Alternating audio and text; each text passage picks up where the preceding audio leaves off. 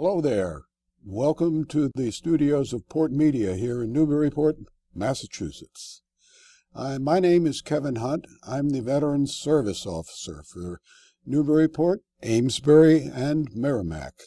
Seated with me to my right is Dick George, who is representative of the 101st Airborne Massachusetts Special Effects. Is that the correct word, Dick? Special events. Special events. And Dick and I work together on a lot of projects, and one of the projects that we've recently been working on is a World War II luncheon that occurs every month at the Salisbury, Hungry Traveler in Salisbury, Massachusetts.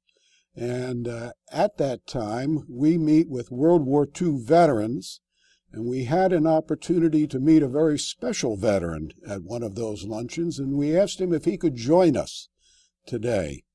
And that gentleman is seated to my left, and that is Captain George Duffy. And Captain George Duffy is from World War II, United States Merchant Marine. And he has a very interesting story. And what we're going to do is ask Captain Duffy to tell us a little bit about the beginning of his career, some interesting things that he saw off the side of a ship in the Pacific Ocean, and some friends he made with German people and Japanese people.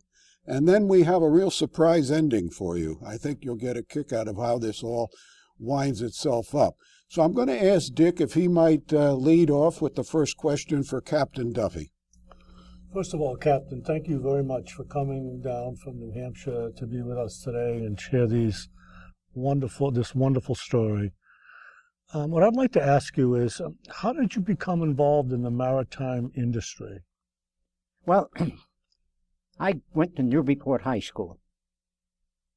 I graduated in 1939. This was still the depths of the Depression. I was aware of my situation. I had no money. My folks had no money. But what was I going to do when I got out of high school? My first choice was to find the free schools. Annapolis, West Point, Coast Guard. I made an approach to my congressman, a gentleman down in Gloucester, of all places. And he pursued the necessary steps for me to apply for an appointment to those schools. Unfortunately, I had to take a physical examination, and when I did, the doctor flunked me. I had malocclusion, eye and jaw, but that threw me out. I couldn't go to those schools. But I became aware of the Massachusetts Nautical School, which trained young Massachusetts boys to become merchant marine officers.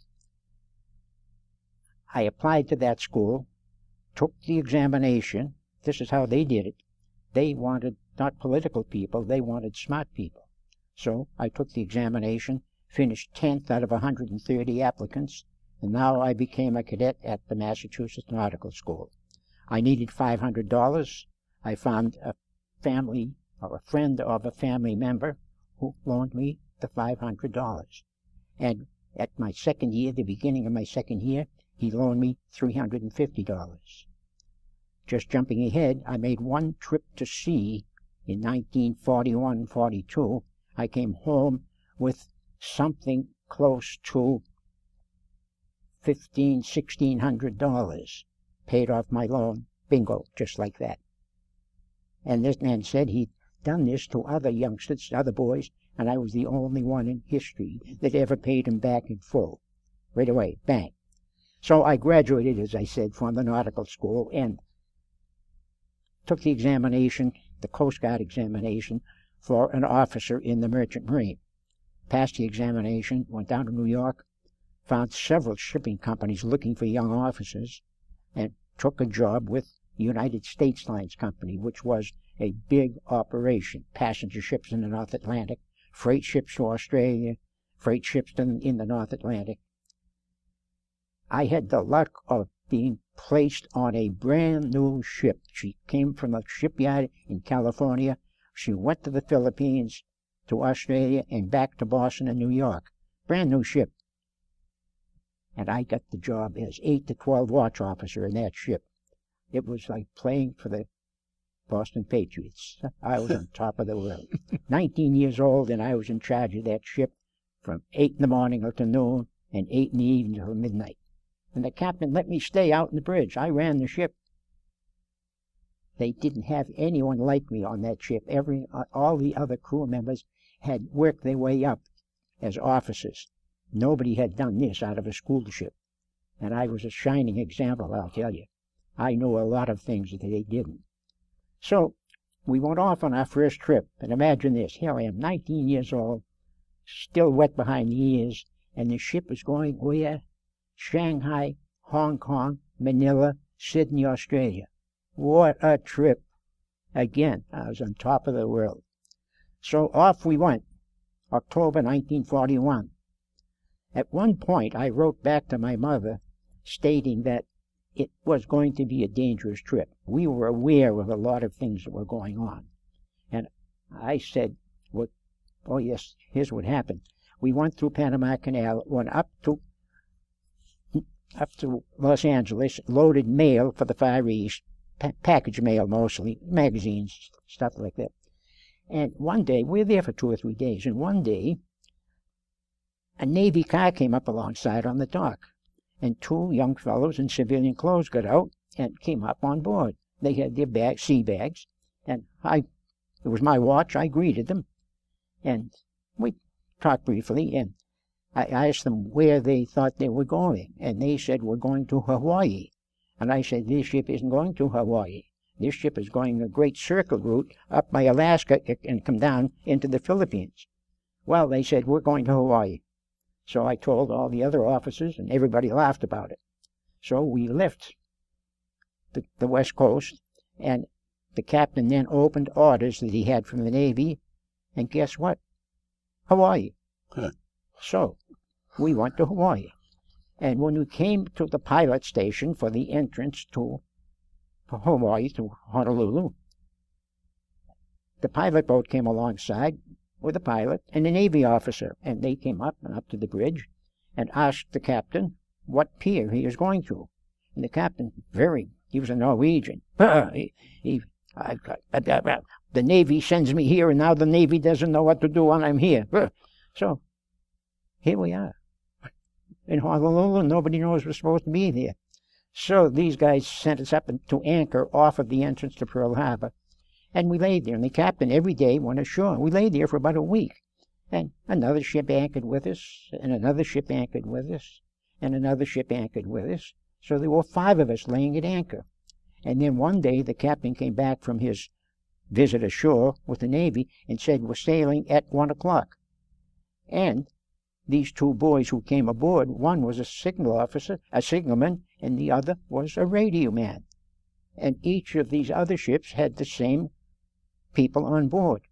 And out from Pearl came the USS Boise, a light cruiser, and she sent out all the signals telling these signalmen and radio men what they wanted from us. So they put us into a formation, 3 ships, and one following the left hand and one following the right hand. And off we went, headed west. And we ran up towards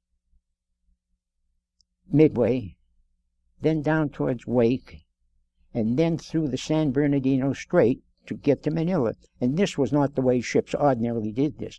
And we were running across the northern border of the Japanese mandated islands. Let me ask a question here. What was the date when you're making this passage here? We left Honolulu, this is all in my book, we left Honolulu on the 17th of November, I believe. So we were running parallel to all of these Japanese bases in Midway. In the mandated islands. Yeah.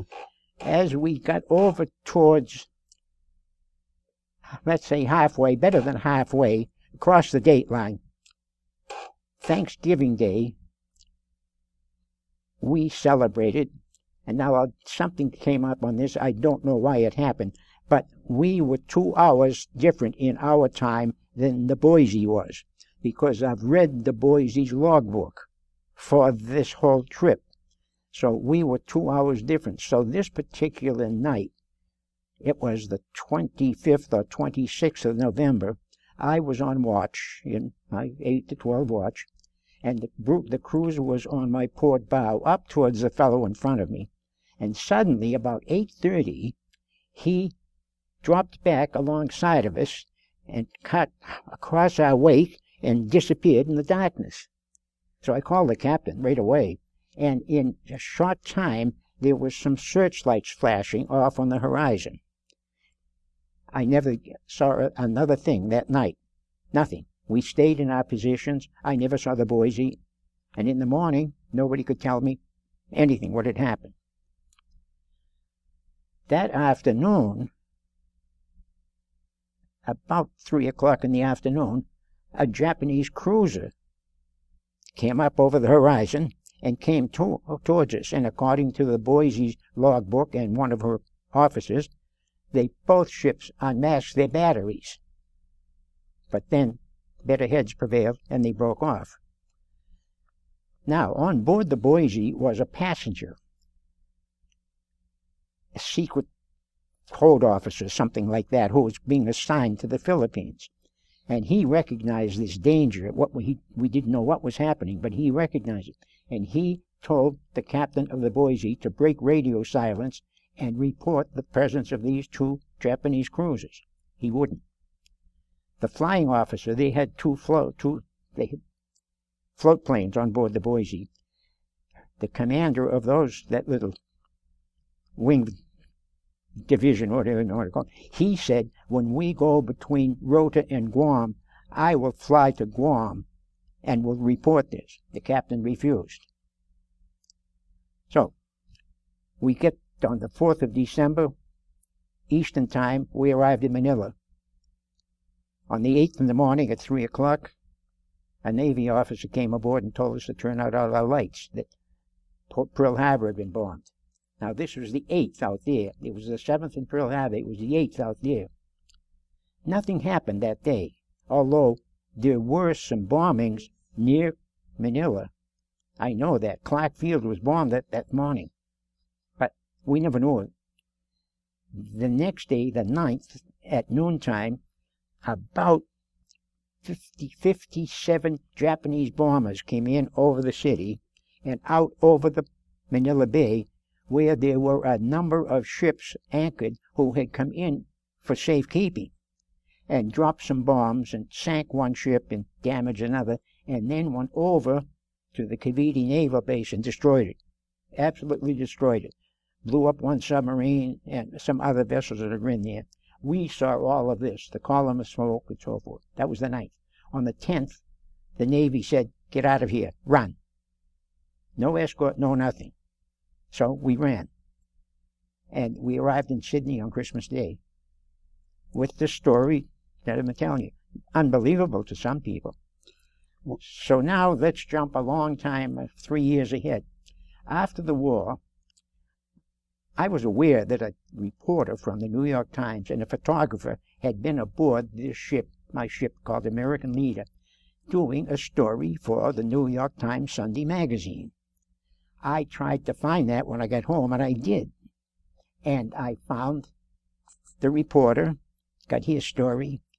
I found a Navy officer from the Boise who had his own report of the story, and it wasn't what the captain told him in the logbook.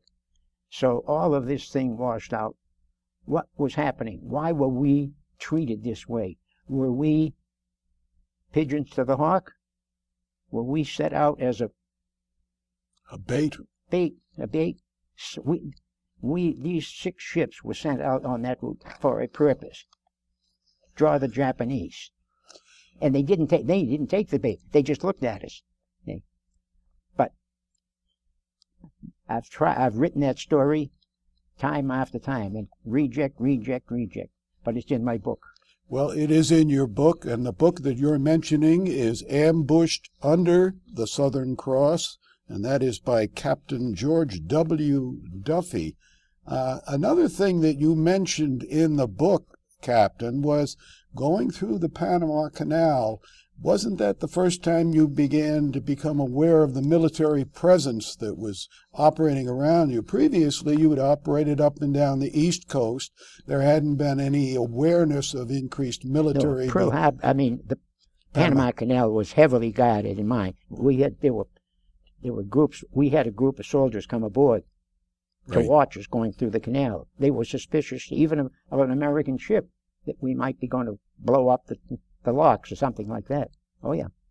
What was the sentiment? What was the feeling about the Japanese at that time in this country, and as well as the people on the ship? I mean, you said that you unmasked the guns when a Japanese ship came by, but Pearl Harbor hadn't taken place. No. So there must have been some animosity that was being displayed at that point. Yes, you see, the Japanese, they were doing everything in secret, and they didn't want anyone to get down in those islands. They weren't supposed to do it, but they were building bases down there that our poor Marines had to take, and with a lot of lives lost. The Japanese were building all of them in there. They were doing these things, and we couldn't find out. I've since learned that some German ships, a couple of their raiders, they call them as raiders, actually went into shipyards in those Japanese-mandated islands for repair work that they couldn't. They were out of Europe, and they were operating in the Pacific Ocean, and so they used the Japanese shipyards. Some of the people watching us are younger people, and they realize that if they want to go around and navigate, they beam a GPS device off a satellite. Or if they are out in the middle of the ocean and they happen to be on a United States naval vessel in 2014, they can look over the horizon with radar and see everything that's out there. This was 1941. Yes, we didn't have anything like that radar. You didn't? No. Well, I shouldn't say we didn't, my ship. The Boise had an early model. They did pick up vessels at night that otherwise they would not have seen. But they wouldn't have known what that was. They didn't know what they were. No, they just ships passing in the night. But they apparently were able to follow the track of these two ships, these two Japanese warships that approached us. They knew what they did. They knew that the first one hightailed it away, and the same thing with the second one. So now it's about December 10th or December 11th, and you've been told to get out of Dodge and just go. You have no orders. You have no idea where you're going. Do you have enough fuel? A tragedy existed or resulted from that. There were large ships that ran, and they could have taken countless passengers, people who ended up in the concentration camps. That's sad.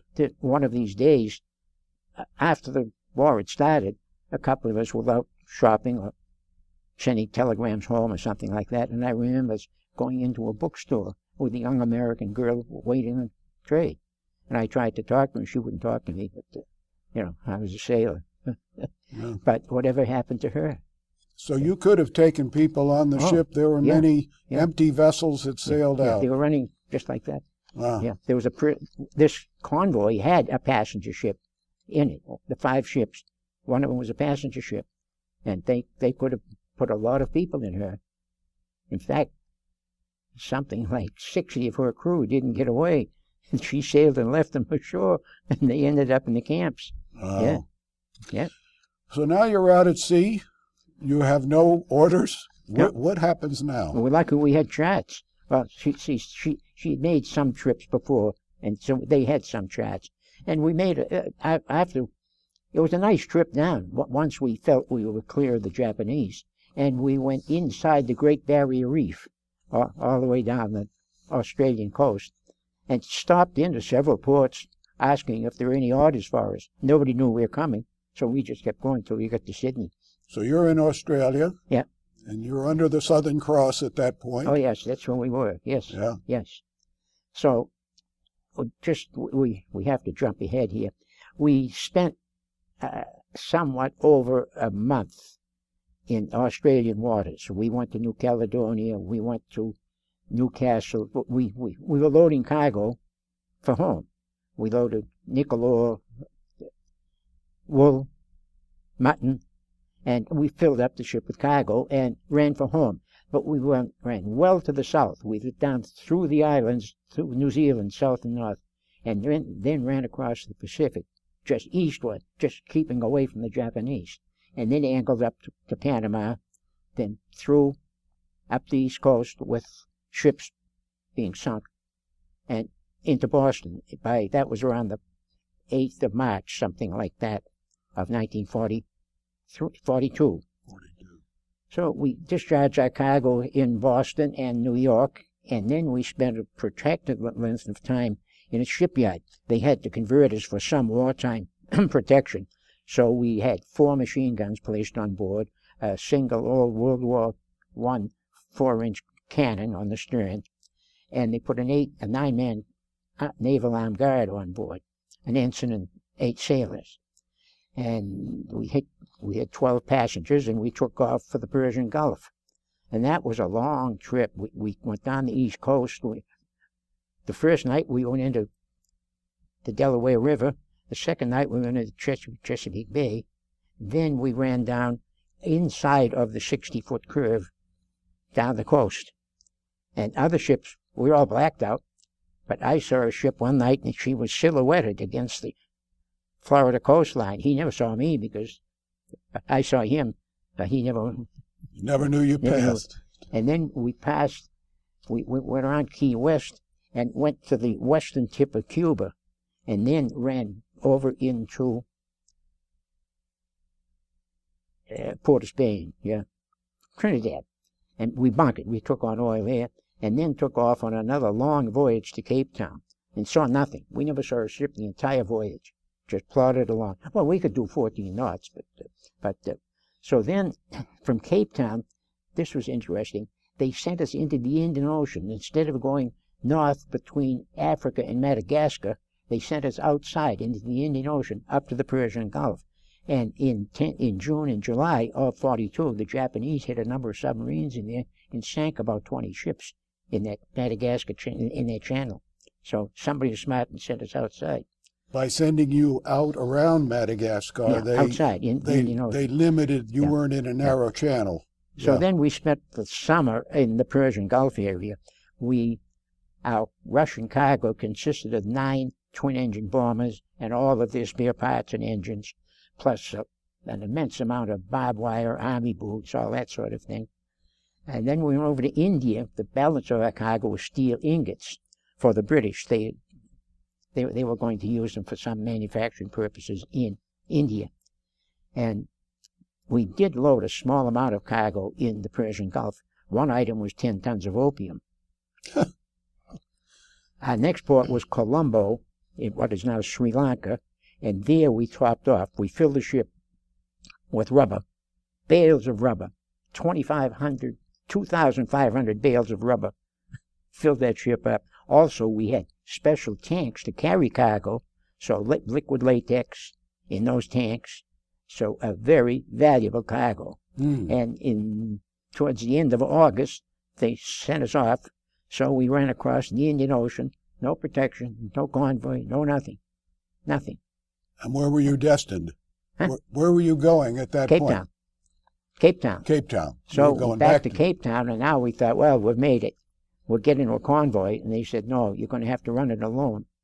So now we were routed across the South Atlantic Ocean, Straits of Magellan, north in the Pacific, Panama again, and home. But 3 nights out of Cape Town, on the 10th of September in 1942, a ship had been watching us all day long, hull down, just a mast. It turned out it was a German auxiliary cruiser. It was a motor ship, a cargo ship, converted to a 6-gun cruiser. And they watched us, and by after dark, they were ahead of us. They turned around and met us at about 7:30 on the dark night. Opened fire, and that was the end of the American leader.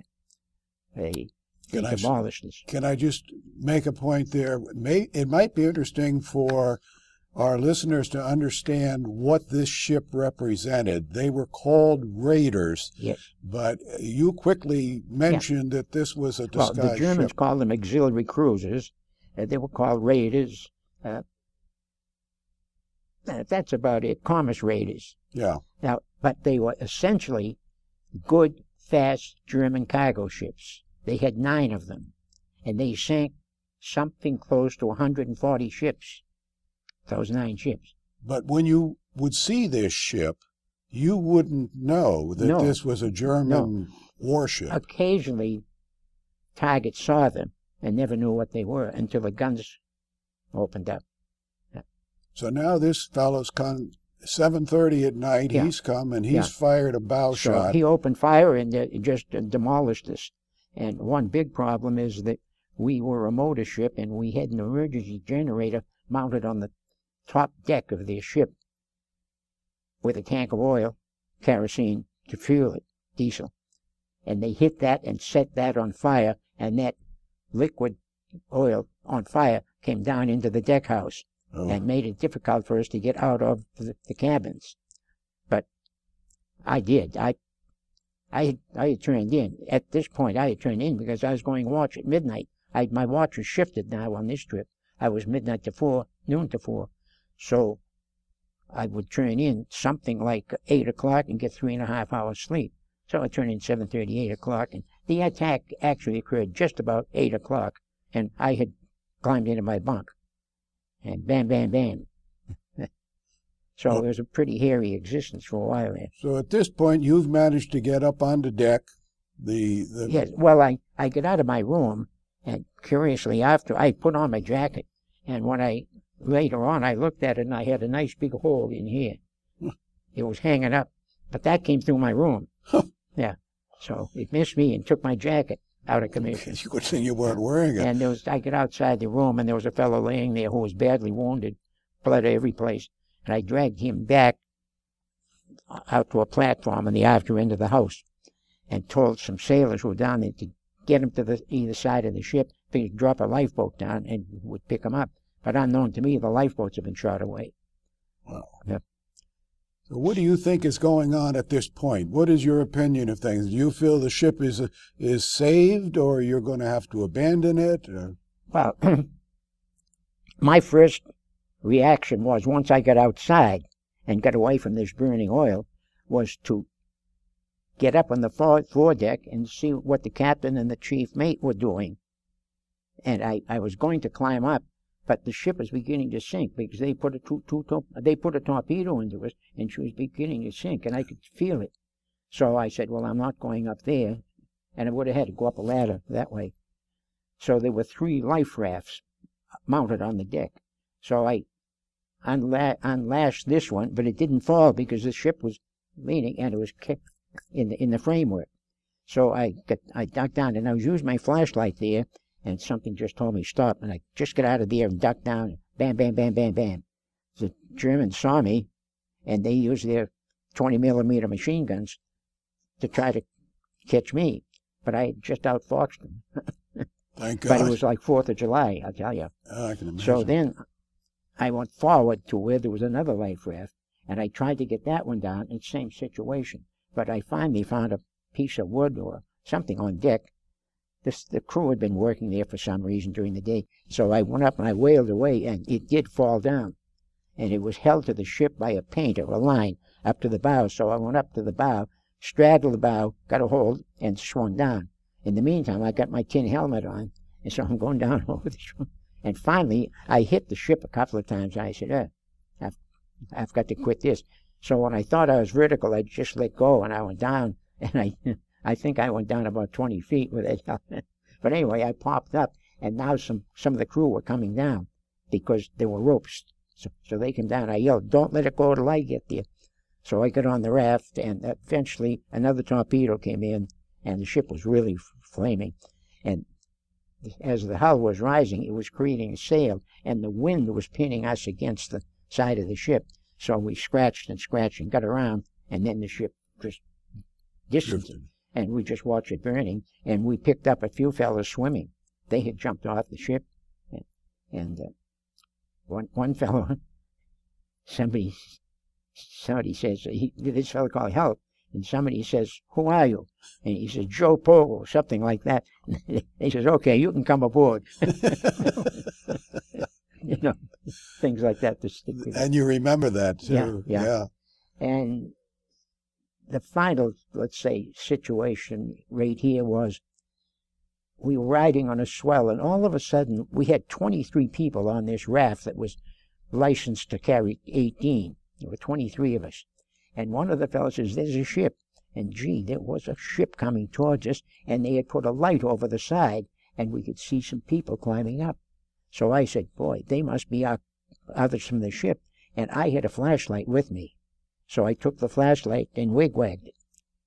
Good thing I had that flashlight, because he came over. But we were out in the middle of the South Atlantic Ocean. Would have never survived. Yeah. Never. But he saw that little flashlight, and over he came. And they threw a few lines down to us, which missed. And so then he took away. He went off about a couple of 100 yards. And I got a good look at that ship. It was a dark night, but I got a good look at it. Right? Even I can bring it up now. I saw that ship. And later on, I made some sketches based on that. But the next thing I knew was a large rowboat with a crew of maybe 8 Germans came up alongside of us. And they tried to tow us. The line parted. So then the German captain, officer said, "I'll take half your men." So I counted off 12 or 13 like that and this officer was a sharp man. Here we are in the middle of the Atlantic Ocean, black night, rode over to his ship, got these guys, turned around, come back and found us. So now the second time we've been found. Wow. Yeah, put me back on. So I jumped at one point. I think I was the last one off of the raft. I jumped in. And United States lines used a star in the sleeve like Navy. And I jumped into the stern where this officer was, and one of the German sailors grabbed my sleeve. And Amerikanisch. They didn't know they had sunk an American ship. They didn't know what they had. No. That's it. So we got aboard, and there are many stories about the life on that ship, and the book does. The book has a lot of them in there. Yeah. But we spent 4 weeks in that German ship. Most interesting to live in a German warship and observe their daily drills, practices, listen to their PA system. The food was terrible, though, but we spent that time. In the meantime, the second night we were on board, they sank a British ship. Now, they picked up 47 out of my crew out of 58. They only picked up 22 out of 44 on this British ship. And there were already 3 Americans on board from a previous sinking, and these people were badly wounded, and the doctors had patched them up. So after this 4 weeks in this ship, we were transferred to a large German replenishment vessel. Her name was Uckermark. She was originally the Graf Spey's tender, the Graf Spey that was sunk down in Montevideo. She traveled with the Graf Spey. So she had a new name now. They called her Altmark at first. When the Altmark got back to Germany with they had a bunch of prisoners, you may recall, who they let go in Norway, and the ship was picked up, brought back to Germany, and they erased the name Altmark and they called it Uckermark. The Germans had that practice. If something happened to a ship, they'd cross the name off and give it another name, just to confuse the enemy, I guess. But anyway, this ship was bound from Europe to the Far East. And the first port of call was Java, and the Japanese had been there for about 8 months. So they turned us over to the Japanese. But there's just one story about this Uckermark. Her captain had been a prisoner in New Zealand in World War I, so he knew what this was all about with us. And he told his sailors to loan us any books, magazines, chess sets, checker sets, for the length of time we'd be on board. And we got quite a lot of that stuff. And one day I was reading the Berliner Illustrierte Zeitung, the Sunday magazine printed in Berlin that goes with the newspaper. And in it was a full-page report of the sinking of an American tanker by a German submarine, with pictures. Showed a picture of the German captain, showed a picture of the 7 men on the life raft who survived this ship, showed the ship burning. So I tore that out, and I still have it. The original. I've got the original page. After the war, I took this paper all over New York City under the auspices of Merchant Seamen's Relief Club sort of thing, to all of the tanker companies in New York to see if they could identify these 7 guys. No one could come up with it all. It took years, and it wasn't until the mid-'80s that a man writing a history of the American Merchant Marine in World War II, a fellow living down in Bangor, he's still living, he was in touch with me because of my stories, and I sent this magazine, this paper page to him, and he took it to the FBI in Bangor, and on the life jacket of each merchant seaman during the war was stenciled the ship's name. Well, I couldn't make it out, but the FBI did, and they said that's the Muskogee. And sure enough, the Muskogee was sunk, lost with all hands, and here I got a newspaper with a picture of 7 of their survivors who never did survive. Wow. In the early 80s, a lot of was happening at that time, a group of men in New York City, former merchant marine officers basically, decided to put up a memorial to all merchant seamen of all wars, the American Merchant Mariners Memorial.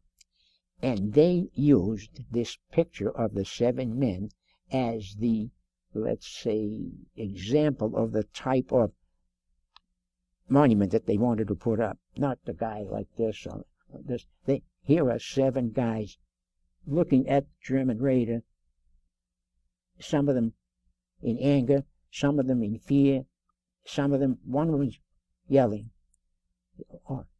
But here they are, and that's what happened. Today, if you go in the Battery of New York City, at the very tip of Manhattan, there is my memorial, That's the American nice. Merchant Mariners Memorial, from the paper that I brought back. From all of it survived the war, just like me.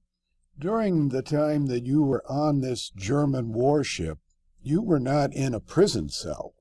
Oh, no. No, you wandered around the ship? Pretty much so. The crew, the unlicensed sailors, British and American alike, they put them to work. The cooks in the galley were all up in pots and pans. The other crew out on deck. Well, at one time, for a couple of days, they heeled the ship over to paint it. So the prisoners all filled the paint cans and passed them down to the guys that are working. And they gave them all kinds of jobs. I wanted to go out because I wanted to do some digging around, but the captain wouldn't let me. He said, no, you're not going to do it. So, but I found out a lot of things just the same. After the war, I went to a reunion of these guys, and one of them, our guard actually, I brought copies of all of these papers, and he asked me one day, how come I knew this and how come I knew that? And I told him, I said, I got all over your ship and you didn't know it. And boom, he pounded the table. He said, Duffy, we shoot you for this. This is, again, 1987 or 88. So you've transferred now to your second German prisoner of war ship, I guess would be the best term to call it. And you didn't stay on that ship that long. I say on the, well, we stayed roughly 4 weeks on each ship. Yeah. But the second one, the first one, the raider, we just hung around in general area. He didn't want to sink any more ships, but he didn't want to take any more prisoners. He had 70-odd prisoners, and he didn't want any more. So he was waiting for orders and whatever. And he met other ships, German blockade runners who were coming from the Far East going to Europe. He met this tanker, and he met another raider, and they operated together for a while. And so when those guys were around, they closed the hatches. Keep you below deck. Yeah. But otherwise, we'd go up on deck maybe twice a day for an hour, and we'd just walk and look around. The tanker was completely different. He let us up all day long. Yeah. Sunrise to sunset, and let us navigate. We had a couple of captains. We had a lot of talent. So we made up some charts and some tables.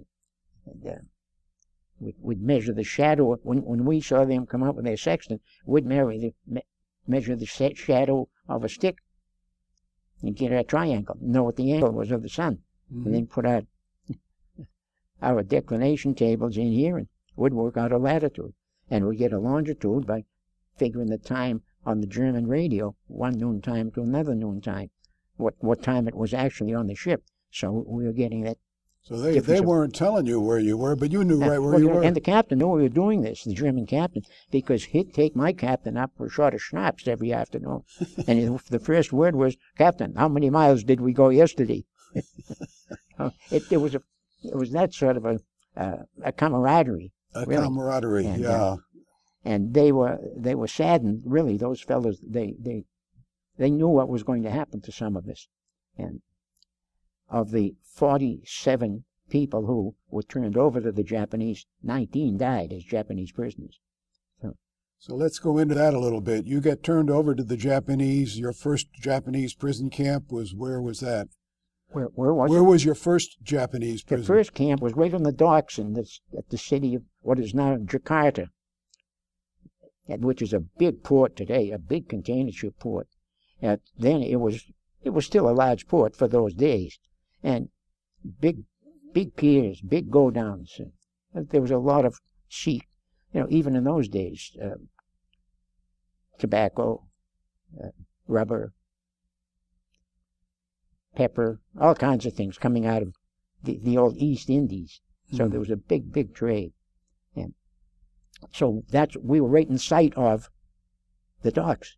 So one day, what comes into the dock? The Mikko, the ship that sank us. Wow. I recognized right away. There it is. So get the sketchbook out. We were doing some general work around the rail. There was a rail station, and they'd send out a couple of hundred guys to dig some ditches or clean up or things like that. Whatever. They just work to do. And we met some of these Germans. They confined the Germans to this area. They wouldn't let them go up into the city. No liberty. They're just in that area. So, hi, Fritz. Hello, Hans. Hey, wie geht's? Yeah. In fact, someone worked up a scheme that I was going to collect what German uniforms we all had. We all had bits and pieces because some guys didn't have much clothes when they were picked up. So there were jackets and things. And they were going to put me in a German uniform and see if I could get aboard the raider and tell the captain how bad things were with the Japanese. Yeah. But thankfully they didn't find enough clothes or something. But I didn't do it. Had you done that, do you think that German raider might have interceded or done anything? Well, she went up to, after leaving there, she went to Japan. And the captain was taken off. He was ill. And there was another raider previously in Japan when my friend the Uckermark blew up. And the raider was alongside of her. She blew up.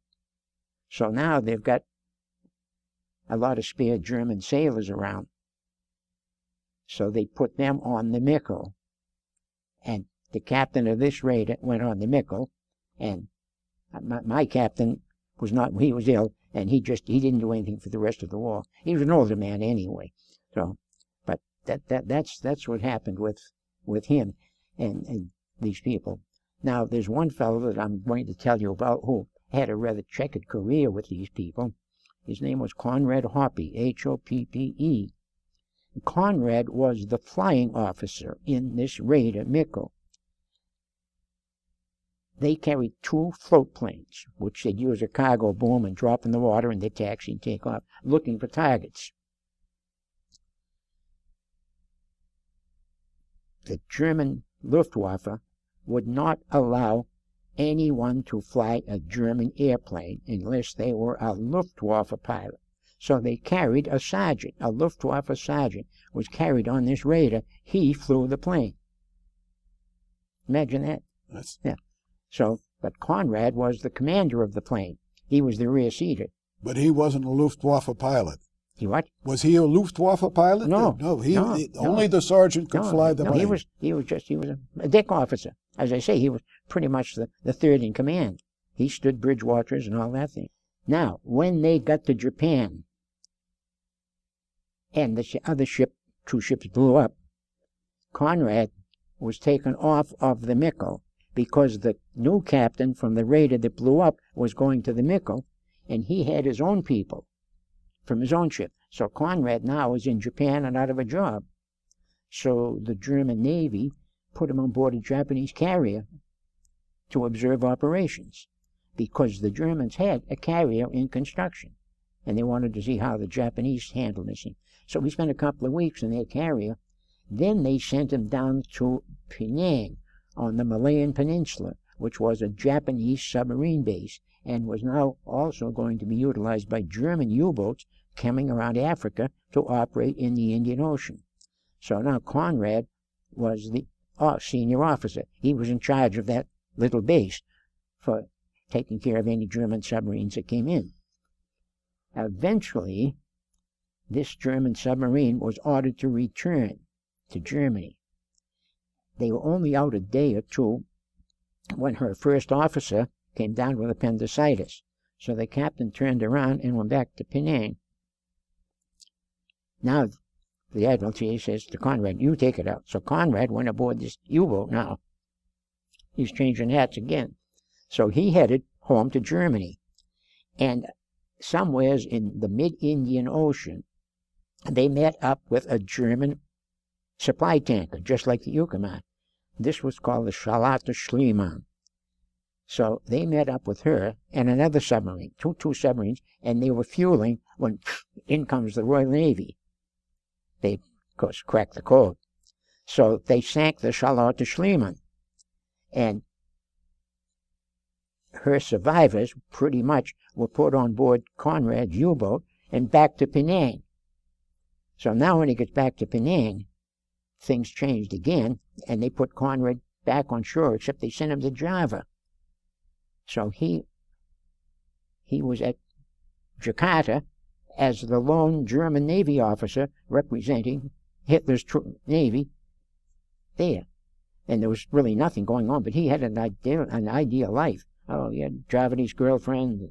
And, not what you'd expect in a wartime condition. Yeah, black hair dictionary. So then with Conrad, they sent him to Surabaya, where they wanted to open up a real base, and they were sending submarines there to be prepared to go out to Australia. And one of these was a Dutch submarine. No, she wasn't. One of them was the U-258, I think.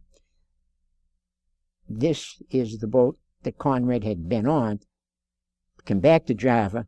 He went to Surabaya. Now they sent her back. A Dutch submarine gets word of this submarine coming to Conrad, and like boom, boom, boom, lists one U-boat and picked up a number of prisoners, including the German submarine captain. And she hightails it out to Australia herself with this rich cargo that she's got of all these German officers. Conrad got in a big fuss with the Kempeitai, which was the Japanese secret police. They were berating the captain of this U-boat for being taken prisoner, telling him, oh, he's a coward and all of this sort of thing. So Conrad gets mad at this, and he breaks away from this Kempeitai business. But he stayed there in Surabaya practically to the end of the war. And he did marry this girl.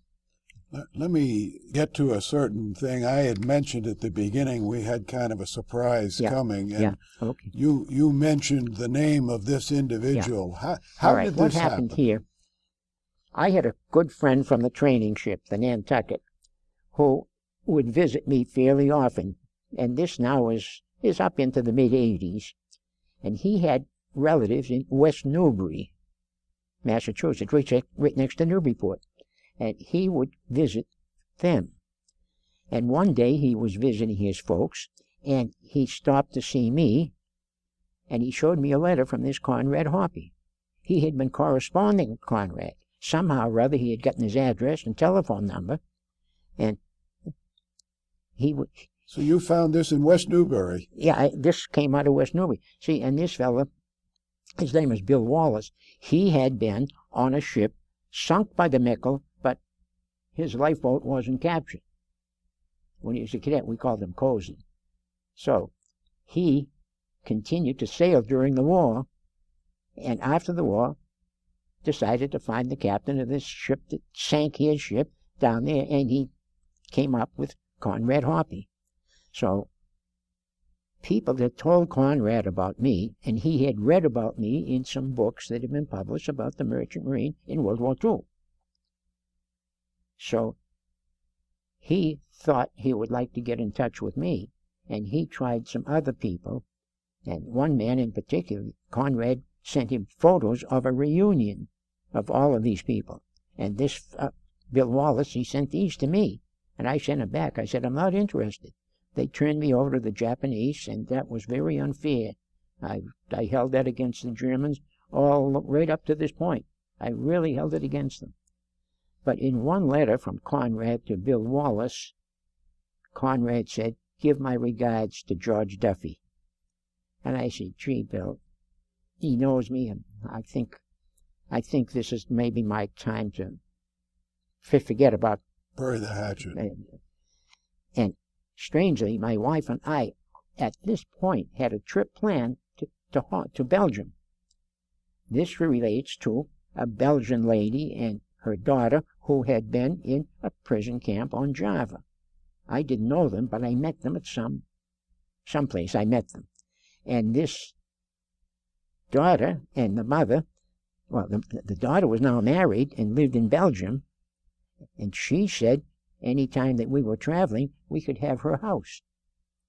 So here I am. Now I've got this letter from Conrad, and now I'm going to stay in this small town in Belgium, and it's only about 50 miles to where Conrad lives. So I wrote to him and told him that I'd be there, and then I telephoned him and went over. We drove over. When we left this lady's home to go elsewhere, we drove over to Conrad's town, and I met him. And he was so excited. You know, I could have been coming there to shoot him. And he was so excited. We had a Belgian rental car, and he saw us coming up the street, and he ran down the street to meet me and grabbed a hold of the car, ran, and then jogged up and put me into the car. Just so excited about this. And he had on his dining room table a handwritten statement, an apology for what they did to us, and hoping that the fateful enmity of the past had become a good friendship for the future. And I still have that, and it's also reprinted in my book. Now, you've remained friends with Conrad? Yes, he came here at least 3 times. He came over here about 2 weeks the first time and stayed with us, and I took him down to New York. He'd never been to the States, so I took him down to New York. And Conrad, a very well-educated man, he spoke Italian, Dutch, good English, and German, of course. I stayed in an armed forces hotel in New York City with him, and we were there probably 3 or 4 days. And Conrad is an accomplished, or was an accomplished pianist, and they had a grand piano up in the lower deck, in this, up above the lobby. So in the afternoon, if we got back early, Conrad put on a concert for the people in the. And once they found out that he's a former German Navy officer, oh, gee, they all had to come around, shake hands with him, and of course, it's this. That's marvelous. Wow. Do you have anything that you want to add, Dave? No, this has been so exciting, Captain. I've learned so much. I'm still going to read the book in September when I have when I'm in my slow motion mode. But I can't. This is such an exciting story. You see, by making Conrad's friendship, I gained the open door to all of his surviving crew members. They were having reunions every year. So I went to 6 or 7 reunions, and I got a lot of material for the book out of that. life in the German Navy. Let me ask you, where we're starting to wind down here, Captain. If someone wanted to buy Ambushed Under the Southern Cross, how would they go about getting this book? Amazon. Amazon.com. Wasn't that Amazon, a it's on surprise? there. I check with it. The only thing that I haven't really followed it, I don't think it's available in electronic. Kindle. Yeah, it was, but I didn't like the presentation, and I told them in writing to take it off the market. But I don't know whether it is or not, but I haven't seen it priced on Amazon. We're going to wind down now. We're coming down to the end of our hour. That we have been meeting with Captain George W. Duffy, United States Merchant Marine. The book that he has written is Ambushed Under the Southern Cross. And with me is Dick George of the 101st Airborne Massachusetts Special Events. Thank you for joining us. Dick, did you have... I wanted to just ask you one last thing, Captain. Did you expect Conrad to come to this country again? Well, he came over 3 times. Well, if he comes back... Well, he's dead. Well, no, he died. I'm yeah, sorry. There were 2 officers who I really made friends with over the years. Okay. One of them was the captain's adjutant, and he had a wealth of information about that ship. And I found a lot of... I've got a microfilm of the captain's daily logbook. Not the ship's log, the captain's book. And they've helped me translate that. One of the sailors in the Mickle, well, he was the captain's yeoman. He kept his own diary. And I've got that. Conrad translated that. Got some great stories. Great. This has been wonderful. It has been wonderful. It has been wonderful. We can't thank Port Medium enough for having us and you and doing this. This is great. Thank you. You're welcome. I enjoyed talking about it. Very well. I had the time of my life as long as I was able to survive. And you're surviving very well. You're doing very well. Thank you. Thanks for joining us. Okay.